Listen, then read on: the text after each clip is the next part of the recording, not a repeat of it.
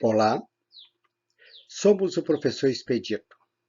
O nosso lema é aprender hoje, lembrar sempre.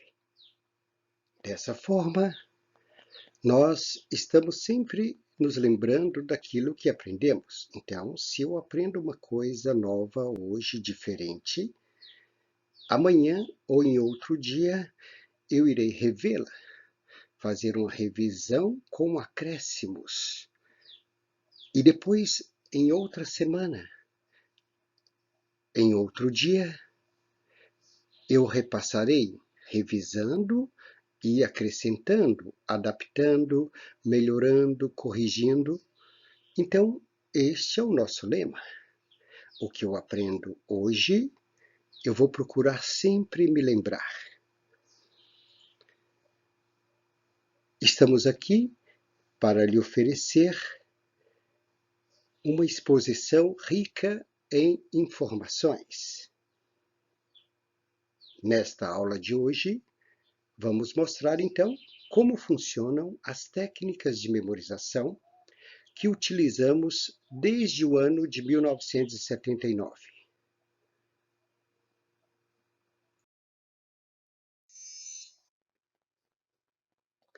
Introdução.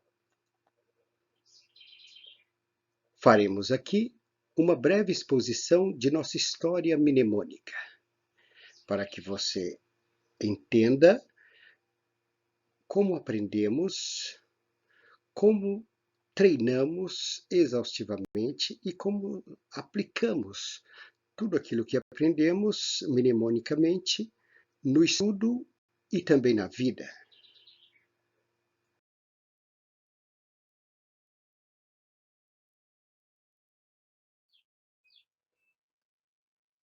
Como pode ver, temos aqui uma foto que nos dá uma vista interna do Seminário Franciscano Capuchinho, em Hidrolândia, Goiás.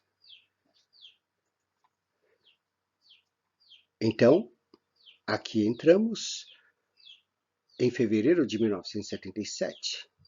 Eu já houvera concluído a 7ª série e aqui vim morar e estudar com o intuito de seguir a carreira religiosa. Dezembro de 78. Então, 2 anos de seminário. Apesar do tempo e do esforço, eu sempre tive muitas dificuldades, tanto em sala de aula e principalmente fora dela. Tanto é que as minhas notas estavam sempre diminuindo. Parecia que eu ficava mais pobre de conhecimento à medida que o tempo passava. Então o diretor decidiu fazer com que eu lesse o livro Eficiência Sem Fadiga, do padre Narciso Irala.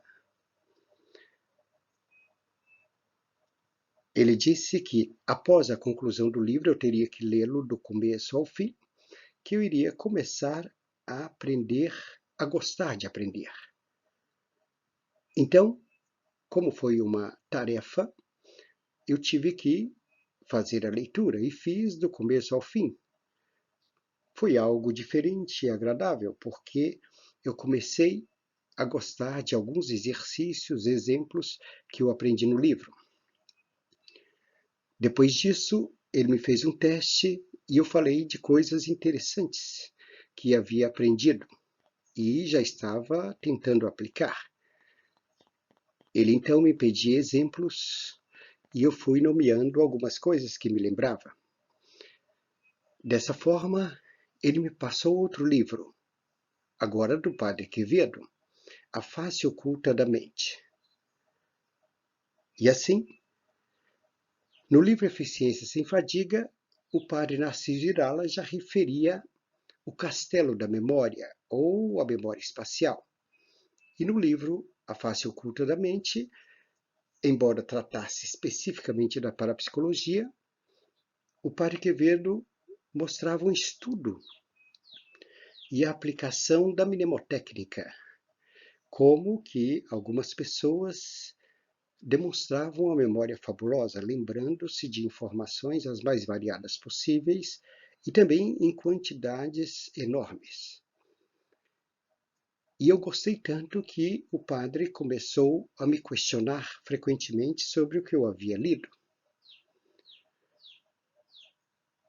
Desse modo, eu pedi a ele que tinha vontade de conhecer o padre Quevedo, que morava em São Paulo. Ele então me garantiu que faria o contato e que o padre sempre dava alguns treinamentos lá. E isso ele fez e me inscreveu num curso que, como verá logo a seguir, eu fui a São Paulo e fiz o aprendizado mais profundo sobre a mnemotécnica com o padre Quevedo. Desse modo, então, eu fiz a conclusão do primeiro ano do ensino médio.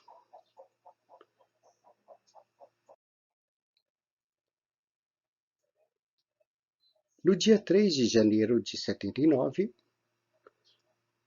precisamente numa segunda-feira, eu já estava em São Paulo. E aí, com grande entusiasmo e empolgação, eu conheci o padre Quevedo pessoalmente. Expliquei a ele a minha história, as minhas dificuldades no estudo e o que eu havia gostado de aprender no seu livro A Face Oculta da Mente, e queria que ele me ensinasse isto na prática. E ele, com toda a paciência e dedicação, me mostrou como seria você ter uma memória treinada. Porque, segundo ele, Platão dissera o seguinte: todo conhecimento é memória. E você sempre gosta daquilo que se lembra. E quanto mais gostar do que se lembra, mais você vai querer aprender. Então, isto ocorreu no Centro Latino-Americano de Parapsicologia, na Via Anchieta, em São Paulo. E lá eu comecei a beber os primeiros ensinamentos sobre a técnica da memória espacial. Retornando ao seminário em fevereiro de 1979, dei início a um treinamento sistemático e constante da mnemotécnica, a arte de memorizar. E assim, no final do ano, concluí com boas notas o segundo ano do ensino médio.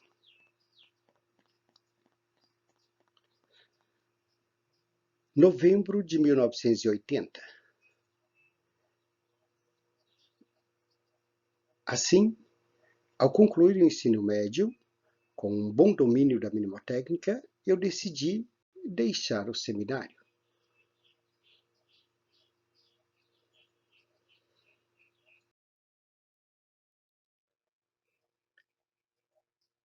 De 1981 a 1988.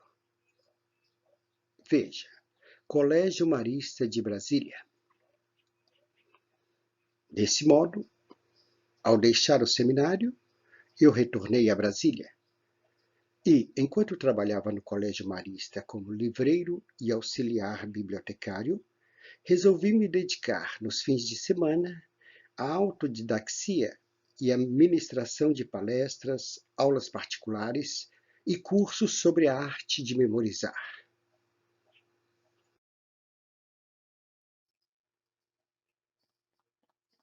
1989 a 2000. Então, com a boa prática, eu comecei a dar palestras e cursos em escolas, em empresas, pequenos grupos, e os meus primeiros alunos foram os meus sobrinhos. Então, ficou mais simples, porque eu enfrentei um público conhecido e pude então treinar com eles. Inclusive, quando nos encontramos, eles sempre recordam do treinamento. Além desses cursos dentro da família, Eu ministrei cursos no Colégio Marista, onde trabalhava, em Brasília, e também no Colégio La Salle, principalmente nos anos de 1993 a 1996. E também no Tribunal Superior do Trabalho, no Tribunal de Contas da União, no SERPRO e em muitos outros lugares, ou empresas públicas e também algumas particulares ou privadas. Nesse período também ocorreram entrevistas, várias entrevistas, tanto no jornal O Correio Brasiliense, quanto nas rádios e nas TVs regionais. Depois, em 1998, eu fui convidado a ir ao programa Jô Soares, pela publicação do meu primeiro livro, que foi esse, Aprenda Mais e Melhor, onde eu mostro a teoria e a prática da concentração, da leitura dinâmica e da memorização.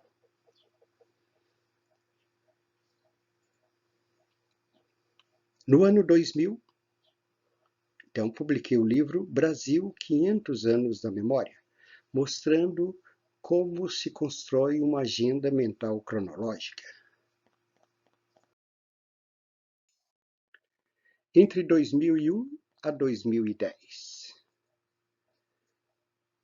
Aqui, já com uma boa experiência em palestras e cursos, fizemos um trabalho específico no Gran Cursos, que é um preparatório de concursos. E também em vários outros preparatórios, e também na Universidade de Brasília. E publicamos, dentre outras, as seguintes obras: Como Memorizar a Constituição Federal, em 2004, pela editora Juruá. O Mestre da Memorização, veio logo a seguir. E Como Memorizar a Gramática da Língua Portuguesa. Além destes, fizemos ainda 2 livros para criança. Então, Aprenda Mais com Seu Filho e Oba, Aprendi a Memorizar. Além de um sobre o tema concentração, cujo título é Concentre-se e Aprenda Muito Mais.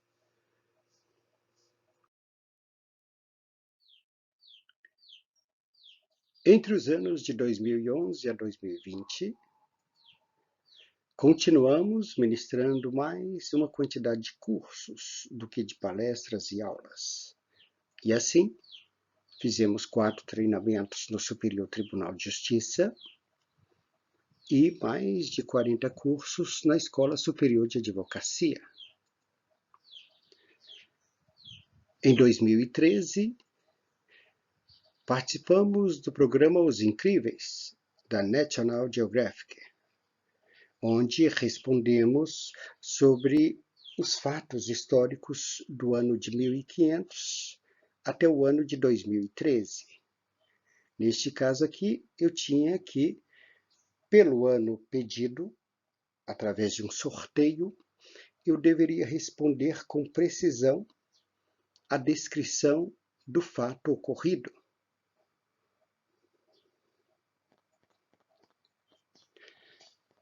Também nesta década, nós fizemos uma transformação substancial.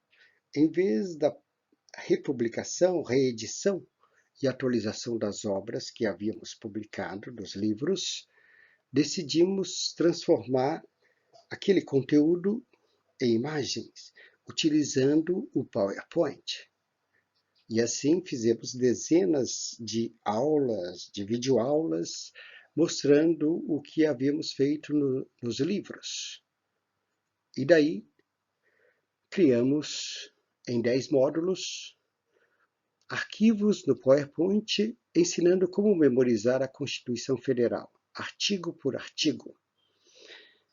Dos 10 módulos do curso completo, os primeiros estão disponíveis. Ocorreu um estancamento devido principalmente às reformas da Constituição que estamos aguardando para que a gente faça todo um encaixamento naquilo que foi descrito. Mas até agora, mesmo só com os 4 primeiros, temos um volume grande de informações. Trabalhamos até o artigo 144 dos 250. Também publicamos o Como Memorizar o Novo Código de Processo Civil. O estancamento também foi proposital e vamos continuar agora no segundo semestre, completando os 15 módulos, pois só temos prontos os 6 primeiros, mas com um grande volume de informações, chegando praticamente ao artigo 512 dos 1072 artigos. E como memorizar a gramática da língua portuguesa em 30 módulos. Aqui sim conseguimos terminar este treinamento devido à grande procura que tivemos. Então, todos os módulos estão disponíveis. Um detalhe importante é que os arquivos, o aluno deve usá-los de acordo com o seu comando. Então, por enquanto, não gravamos todas as aulas, mas vamos fazer esta gravação paulatinamente. Então, o aluno terá o arquivo tanto sem áudio e também com vídeo.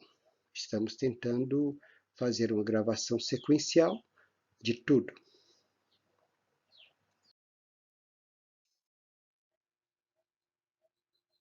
Após conhecer um pouco de nossa história e da técnica que utilizamos, vejamos o que é a memória espacial, que é a lembrança de espaços, lugares ou endereços que utilizamos como referenciais. Veja alguns exemplos de como a usamos natural e diariamente. No cotidiano ou no dia a dia. Se alguém nos questiona sobre onde moramos, trabalhamos, a gente consegue descrever, às vezes com muitos detalhes, o lugar ou as suas imediações, ou detalhar precisamente a casa, o local de trabalho e muitos outros lugares. Viagens, passeios. Veja que é muito simples e fácil recordar uma viagem, principalmente em um lugar diferente, ou um passeio onde nunca fomos. A gente tem a lembrança precisa de muitos lugares. Por exemplo, onde paramos para fazer o lanche, onde paramos para descansar, para dormir, para realizar as refeições. Situações e fatos que ocorreram durante a viagem, durante o passeio. Em piadas, historietas, observe que quem conta a piada ou a pequena história nos situa em um lugar, em uma região.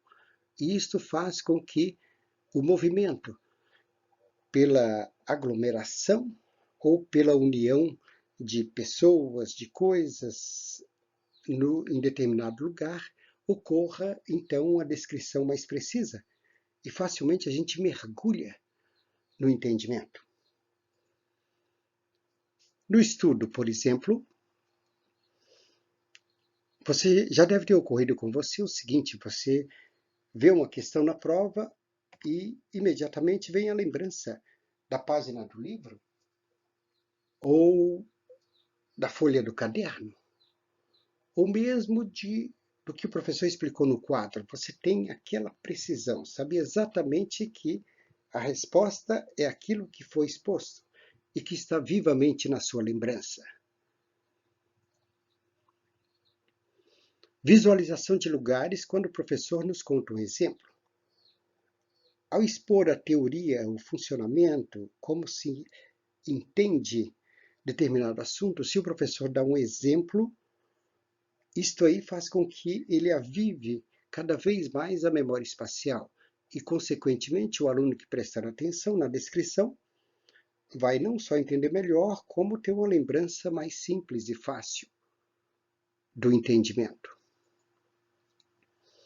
No conto, no romance ou na reportagem, quem escreve descreve alguns detalhes do lugar, das coisas, pessoas, ou seja, da situação em si, para que o leitor se situe e nisto consegue visualizar o fato em si. Então, a memória espacial é inata ao nosso cérebro. Como ele já usa isso com frequência, ao usarmos, nós estaremos trabalhando com a linguagem que o cérebro entende.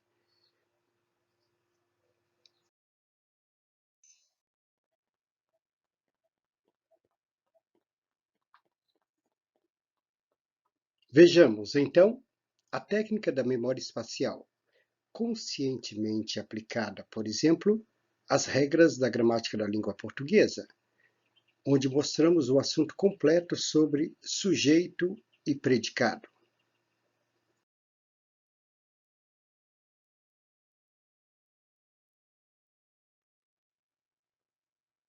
Então, gramática da língua portuguesa. Como organizar, aprender e memorizar suas regras e exceções. Note que temos aqui um quadro negro diferente, onde agrupamos os assuntos da gramática trabalhados na morfologia, na sintaxe, na semântica e nas regras de escrita. Aqui, então, é uma parte, veja, é o módulo 12, que contém o assunto, sujeito e predicado, feito em duas exposições. Está dentro da sintaxe, como verá, e os anteriores, por exemplo, do 0 ao 10, a morfologia, aqui à esquerda, e depois do 13 ao 29. Então, fizemos o mapeamento completo do conteúdo aqui. Vejamos, então, este. Observe que no edifício branco temos a imagem de uma pequena edificação. O sujeito, a letra S, em laranja, e o predicado, a letra P, em amarelo. Então, aqui já temos uma visão melhor. Vamos melhorar ainda mais. Desse modo, exclusivizamos só a imagem da pequena edificação, que será considerada por nós aqui, por exemplo, como uma pousada. Desse modo, observe. O sujeito e o predicado são os termos essenciais da oração. É a definição gramatical. Embora, como verá, existem as orações sem sujeito. O que não há é oração sem predicado.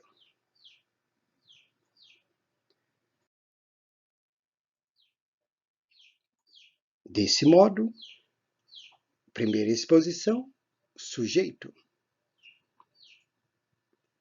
A definição é, na oração, o sujeito é o termo sobre quem ou do que se fala. Então, quem, o que. Desse modo, uma família se hospedou nesta pousada. As pedras estão agrupadas. Dessa forma, a pergunta quem ou o que, feita ao verbo, facilita sua imediata identificação. Quem se hospedou e o que está agrupado.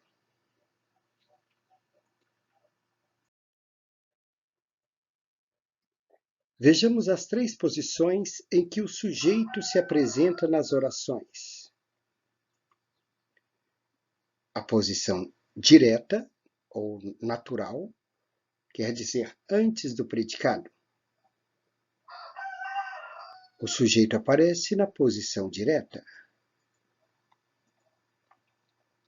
Uma família se hospedou nesta pousada.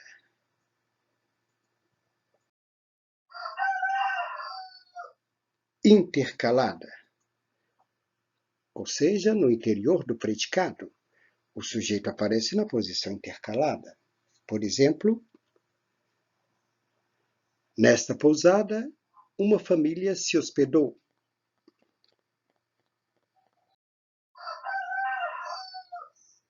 Inversa, isto é, depois do predicado, o sujeito aparece na posição inversa. Veja o exemplo. Nesta pousada se hospedou uma família.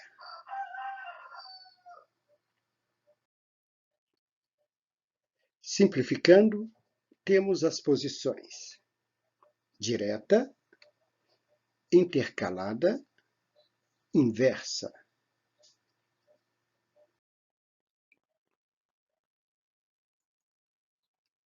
Os 3 tipos de sujeito. Primeiro tipo, o determinado, ou seja, conseguimos identificá-lo. Então, ele pode ser simples, com um núcleo.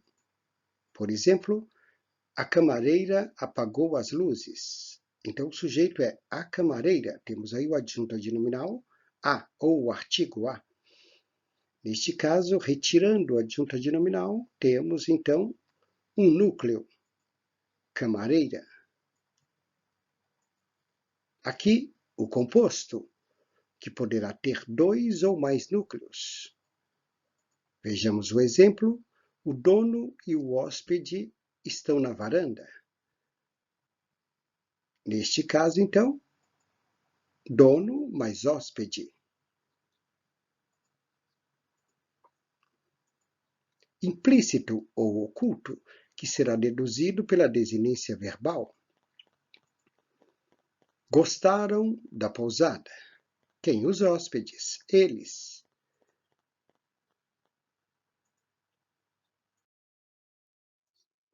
E assim, vejamos a forma simplificada do sujeito determinado, que poderá ser simples, com um núcleo, composto, 2 ou mais núcleos, implícito, ou seja, deduzido pela desinência verbal.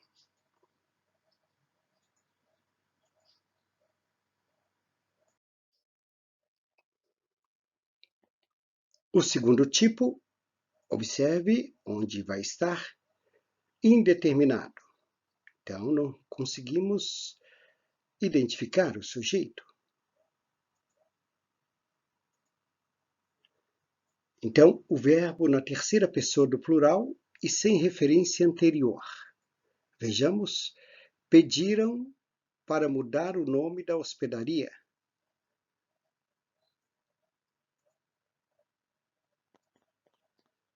Agora, o verbo na terceira pessoa do singular, ligado ao índice de indeterminação do sujeito, o se.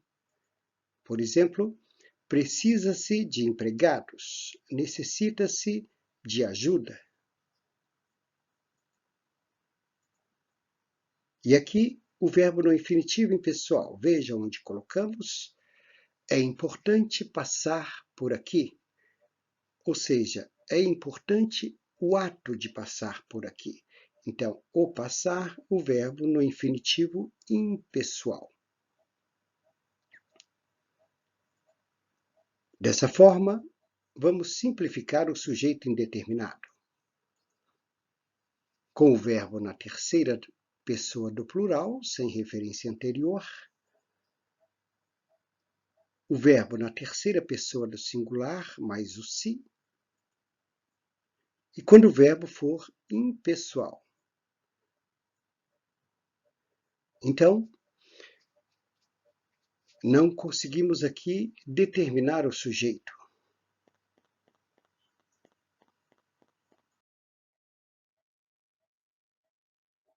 Terceiro tipo, quando não existe o sujeito na oração. São 3 casos. Observe: verbos que indicam fenômenos da natureza, como chover, nevar. Todos os dias chove muito. O verbo haver, quando tem o sentido de existir ou de tempo decorrido. Há dias que a camareira não vem.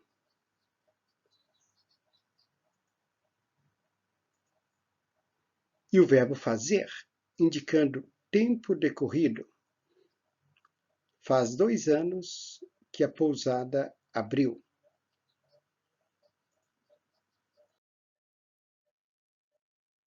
E assim, simplificando, temos verbos que indicam fenômenos da natureza, o verbo haver no sentido de existir e o verbo fazer no sentido de tempo decorrido. Portanto, tanto haver quanto fazer tem a questão do tempo decorrido.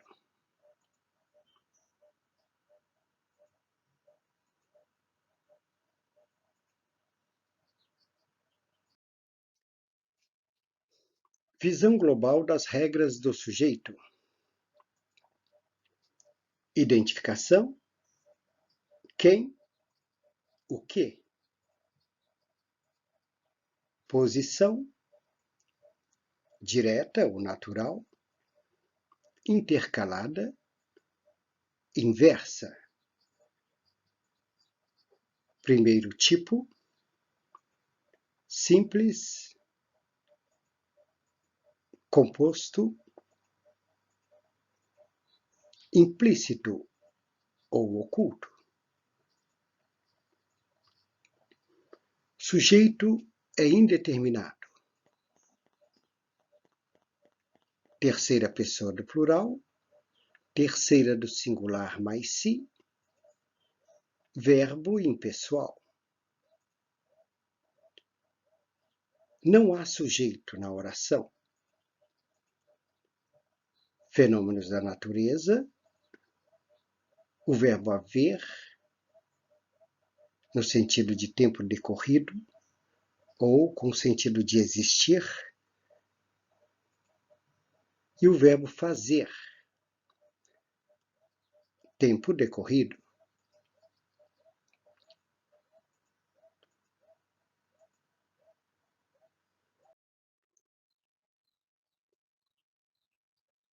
Teste de lembrança.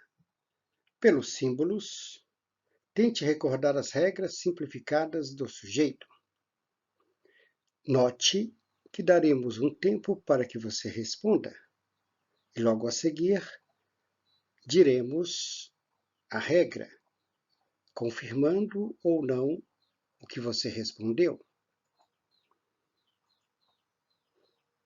A identificação é feita pelas perguntas: quem, o que.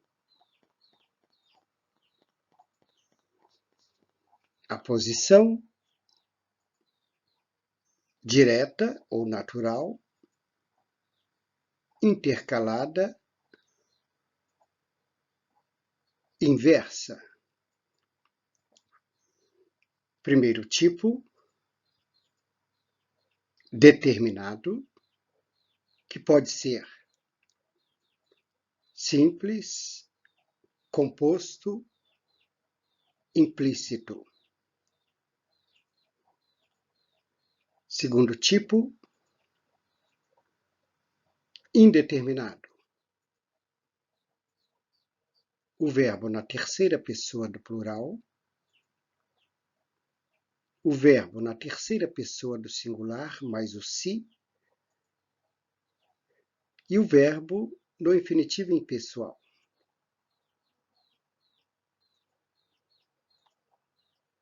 Terceiro tipo, sujeito inexistente. Verbos que indicam fenômeno da natureza. O verbo haver, no sentido de existir e de tempo decorrido. E o verbo fazer, no sentido de tempo decorrido.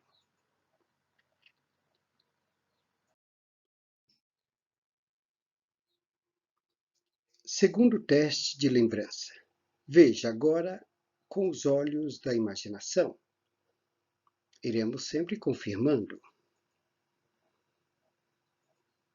Então, identificação, quem, o que. Posição, direta, intercalada, inversa. Primeiro tipo, determinado, simples, composto, implícito. Segundo tipo, indeterminado, terceira pessoa do plural, terceira pessoa do singular mais o si e verbo impessoal. Terceiro tipo, inexistente. Fenômenos da natureza, o verbo haver, o verbo fazer.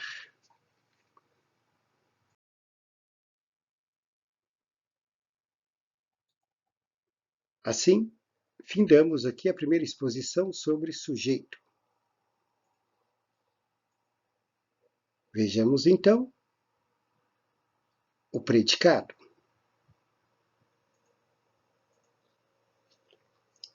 Numa oração, afora o sujeito, o restante é predicado.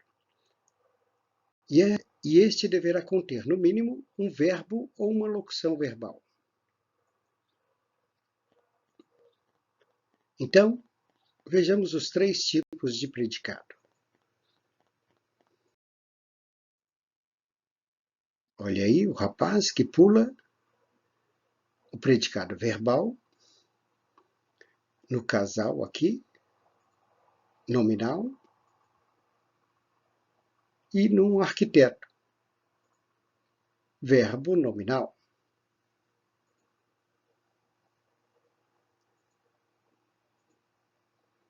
Assim, o rapaz pula de uma pousada a outra. O predicado verbal é pula de uma pousada a outra. Como sujeito, todo predicado verbal possui um núcleo, sendo este um verbo ou uma locução verbal de ação. Portanto, o núcleo da frase aí é pula.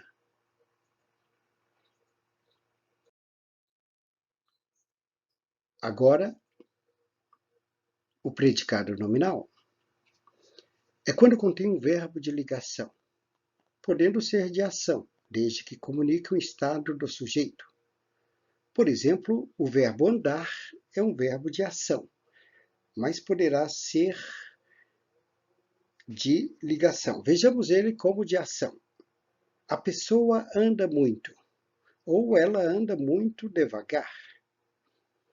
Mas se dissermos assim, a pessoa anda doente, ou anda com muita saúde. Neste caso aqui, comunica o estado do sujeito. Então, anda doente. Doente é o predicativo do sujeito por causa do verbo andar, no sentido aí de ser um verbo que comunica uma característica do sujeito. Aí ele deixa de ser de ação. Mas vejamos aqui. A moça pergunta: você está ansioso, querido? Portanto, depois do verbo de ligação estar, no caso aqui, temos o núcleo nominal, que é ansioso, chamado predicativo do sujeito. Neste caso também, O predicado nominal é está ansioso, querido?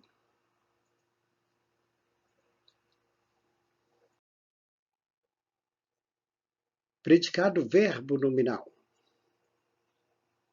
O arquiteto nasceu pobre. Vejamos então. Predicado verbo nominal. Nasceu, que é um verbo de ação, e era, que é um verbo de ligação. Pobre. No caso, o pobre aqui é a qualidade, né? E aqui o verbo nascer, o verbo de ação. Então, o predicado é verbo nominal.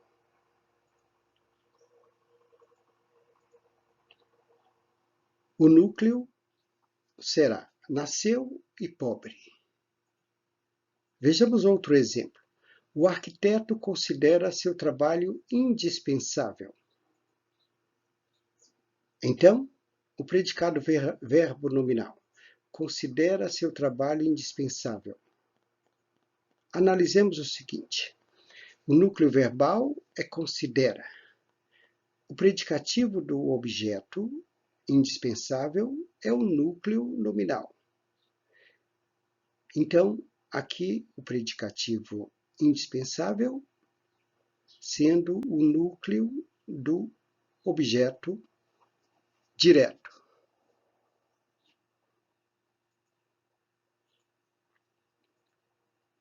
Então, predicado verbal, predicado nominal, predicado verbo nominal.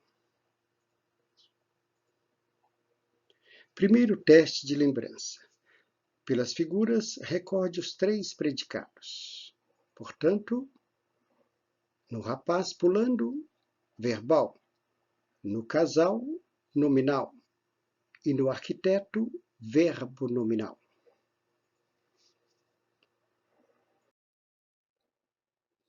Teste de lembrança. Pelos símbolos e imagens, tente recordar as regras simplificadas do sujeito e do predicado. Então, do sujeito, a identificação dele. Olha aí, quem, o que. A posição, direta, intercalada, inversa. Primeiro tipo, determinado, que pode ser simples, composto, implícito. Segundo tipo, indeterminado, com o verbo na terceira pessoa do plural, na terceira pessoa do singular mais si, ou com o verbo impessoal. Terceiro tipo, inexistente, com verbos que indicam fenômenos da natureza, o verbo haver no sentido de existir ou de tempo decorrido, e o verbo fazer no sentido de tempo decorrido. O predicado verbal, nominal, verbo nominal.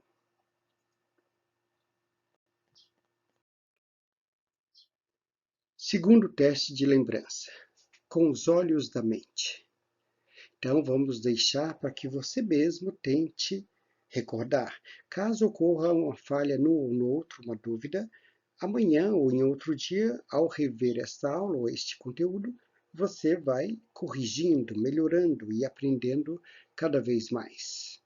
O mais importante é o que a gente consegue aprender. Aí sim, em outro dia, a gente vai aprender aquilo que não conseguiu no dia anterior. E assim você vai progressivamente aumentando e melhorando o seu conhecimento. Portanto, observe aqui do sujeito a posição dele, o primeiro tipo, que pode ser o segundo tipo, que pode ser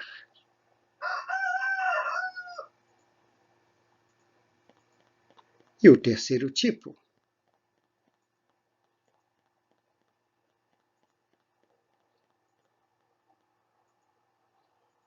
E agora os 3 tipos de predicado. U, U, U.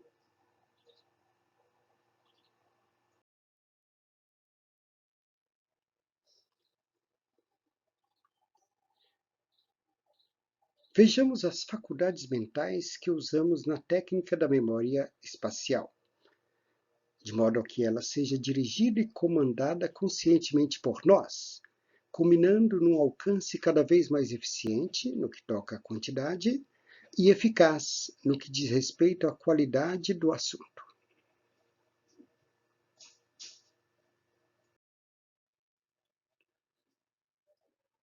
Referencial.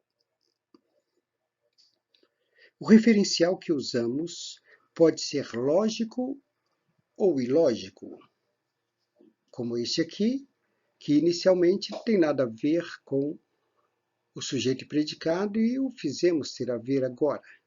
Então, inicialmente ele era um referencial ilógico. Visual ou imaginativo? No caso aqui, então, ele era ilógico e é visual. Aí ele vai se transformar em lógico e imaginativo, veja, contanto que nos indique o norte ou o caminho a ser percorrido de acordo com determinada trajetória. Portanto, depois de pronto e bem familiar, ele se tornará um referencial lógico e imaginativo. Você, com isso, não impõe limites ao seu aprendizado. Você escolhe o referencial, primeiro, ou pela beleza das cores, do brilho, da construção, da edificação, ou por algum detalhe, e agradou aquele referencial, você pode ali propositar qualquer assunto. Então, mesmo que não tenha lógica inicialmente, mas depois sim que você malhar em cima, aí vai ter sempre uma lógica. Aquele assunto será lembrado por aquele referencial. E ele se constituirá numa fonte onde você poderá tanto acrescentar coisas, corrigi-las, melhorá-las, como também beber da fonte mais cristalina do saber. Então, o referencial é o primeiro ponto, quando usamos a memória espacial.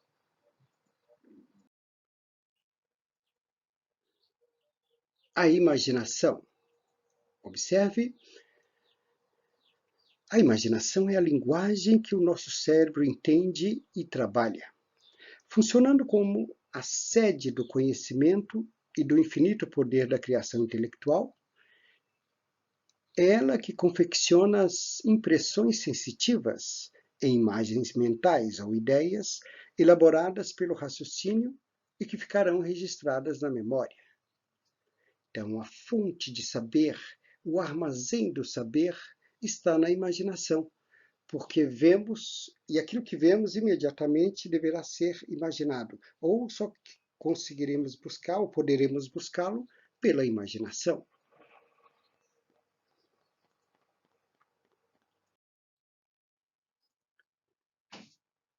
Veja aqui a terceira faculdade mental, a atenção. Portanto, quando a nossa consciência se concentra de forma perfeita, intensa e prolongada, as percepções penetram de forma mais profunda nas circunvoluções cerebrais, interligando as novas percepções com outras já registradas e desencadeando o processo de compreensão e entendimento. É o ponto de partida para o aprendizado de qualquer coisa.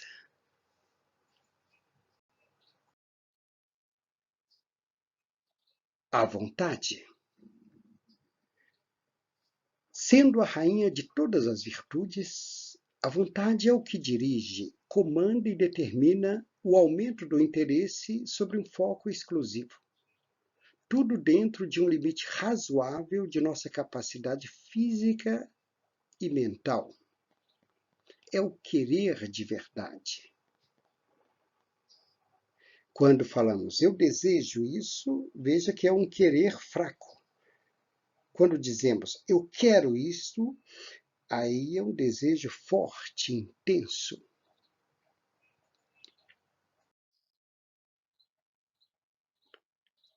Disciplina. A disciplina mental mantém a mente ocupada, sempre considerando um tempo ou objeto razoavelmente determinado, de modo com que abarquemos a execução de uma coisa de cada vez, ou de cada tarefa no seu devido tempo, resultando inicialmente em coisas e tarefas bem feitas, e que vão sendo agrupadas em bocados progressivamente maiores. Então, a disciplina é justamente aquilo ou aquela faculdade que lançamos mão para determinarmos um limite possível para a execução de uma tarefa, uma determinada tarefa. E feito isto, vamos trabalhar dentro desse limite até o cumprimento daquele objetivo ali, de acordo com o tempo que dispomos. E também considerando a nossa faculdade mental no que diz respeito ao que já sabemos daquele assunto. Se for um assunto novo, não aprenderemos tudo. Se for um assunto conhecido, a gente vai se lembrar de muita coisa, vai retirar dúvidas e vai aprender mais.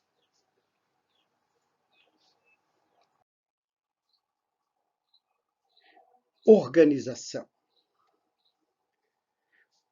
Como fizemos aqui, o ato de organizar as informações, tanto visual quanto mentalmente, faz com que montemos algo bem ordenado, de maneira que o conjunto seja mais agradável aos olhos, melhor entendível e mais facilmente lembrado.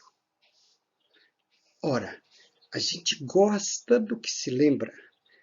E se o que gostamos está ou ficou organizado em nossa mente, temos o prazer de externá-lo. Então, o conhecimento consegue se avolumar à medida que a gente vai se organizando. Inicialmente, a gente utiliza um espaço para delinear ou demarcar ou definir os pontos necessários. Depois de sabido, você poderá lançar mão desse espaço ou não, mas ele, de qualquer forma, já ficou registrado no cérebro. É quando partimos daqui para o infinito.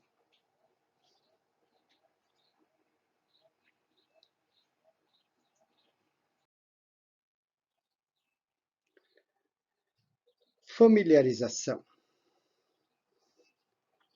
Então, a familiarização consiste na revisão, repetição e na prática do que elaboramos e estudamos. Tornar bem familiar o que aprendemos é o mesmo que conhecer, dominar e saber na ponta da língua, ou seja, as partes componentes e do conjunto intelectivo. Tudo feito de forma precisa, dinâmica e mais facilmente lembrável.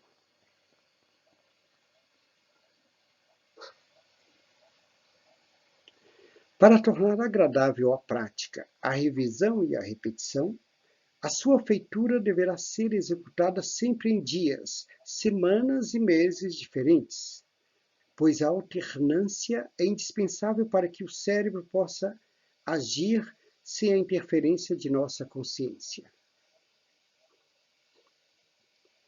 É o que chamamos de deixar a poeira abaixar. E isso só ocorrerá em dias diferentes, quando veremos com a mente mais aberta e, com a poeira assentada, perceberemos com outros olhos, com maior clareza e por ângulos e situações diferentes.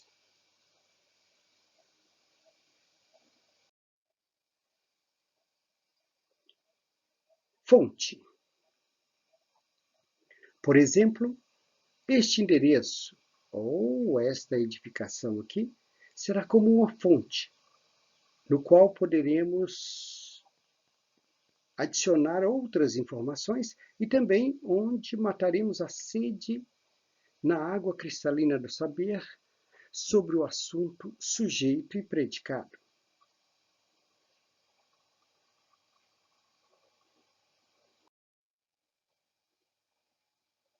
Questionamento. Com tudo pronto e bem montado, teremos onde buscar, visual ou mentalmente, as respostas exatas a perguntas feitas sobre o assunto estudado. Criamos, assim, uma excelente plataforma com as regras gramaticais sobre sujeito e predicado.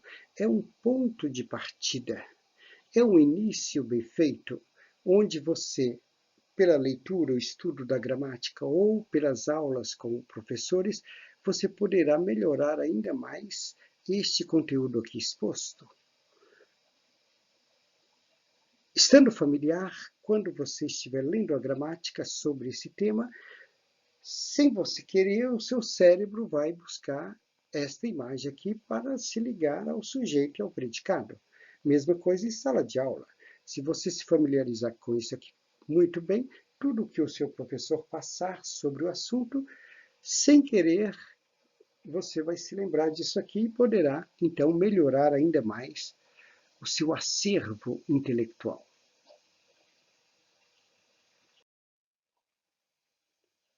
Hábito e habilidade.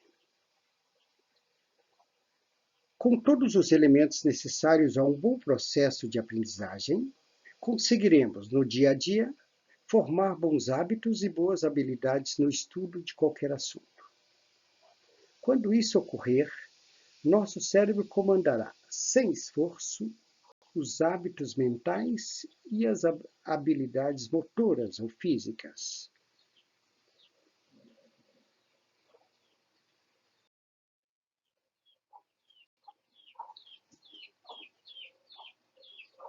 Então, sujeito e predicado. Duas exposições.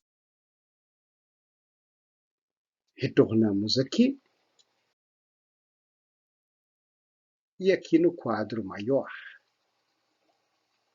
que aqui foi o nosso ponto de partida e está sendo o nosso ponto de chegada.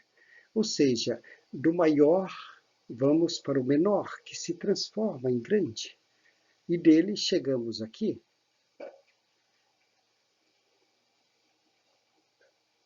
Então, gramática da língua portuguesa.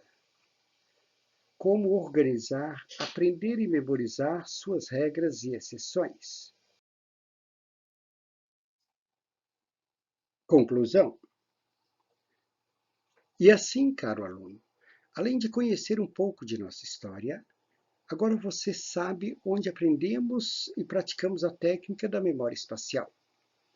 Com o seu uso sistemático em tudo o que estudamos, ela não nos serve como um fim, mas como um meio de aprender mais em menos tempo e melhor o que estudamos, tornando o labor intelectual mais prazeroso e frutífero.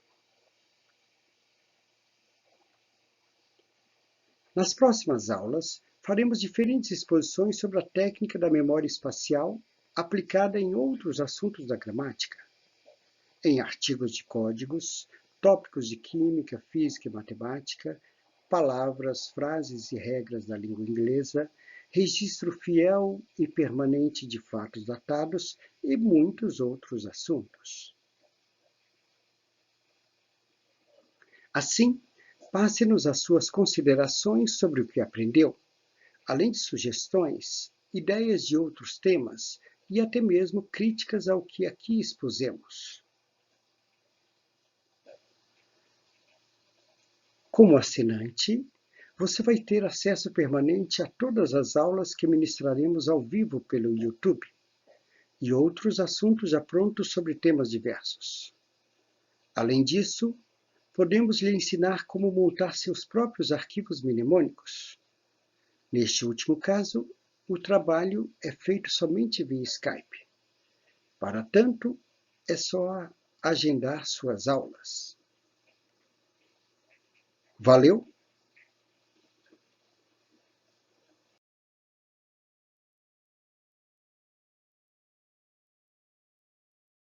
A persistência é o segredo do êxito.